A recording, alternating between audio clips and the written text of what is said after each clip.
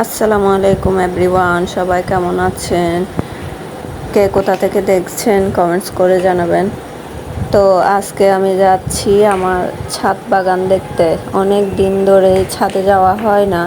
Basically বাগানে দেখাশোনা আমাদের দারোয়ান আঙ্কেলই করে থাকে, আর সাথে আমার শাশুড়িও থাকে। আমি আসলে বাচ্চাদেরকে নিয়ে আর সংসারের কাজ নিয়ে এতটাই ব্যস্ত থাকি, সময় পাই না ছাদে যাওয়ার। ছাদ বাগান করা আসলে আমারও ভালো লাগে, কিন্তু সময় করে উঠতে পারি না। মাশাআল্লাহ, এই কলা গাছে অনেক সুন্দর কলা ধরেছে।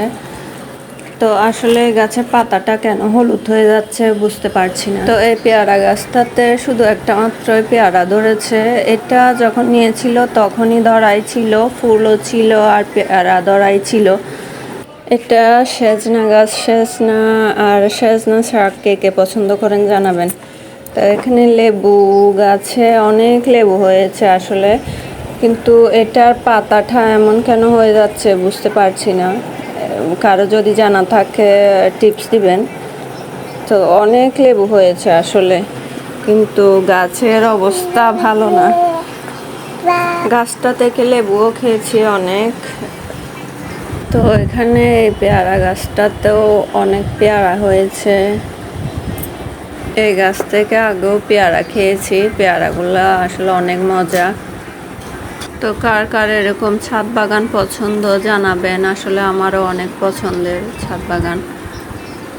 এখানে দুন্দুল গাছ লাগিয়েছি, অনেক হয়েছে আসলে, আগেও অনেক খেয়েছি।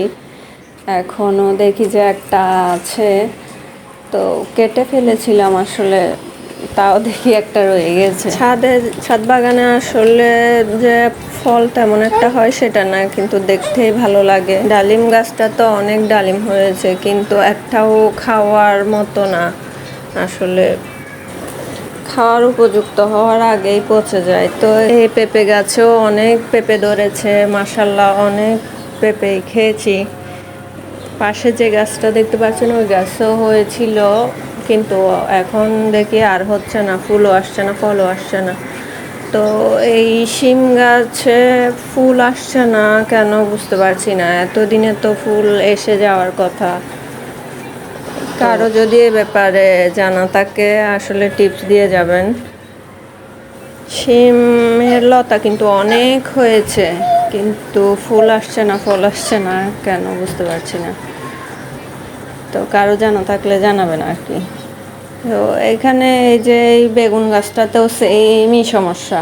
আসলে কি, কারো যদি এ ব্যাপারে আইডিয়া থাকে তাহলে জানাবেন অবশ্যই।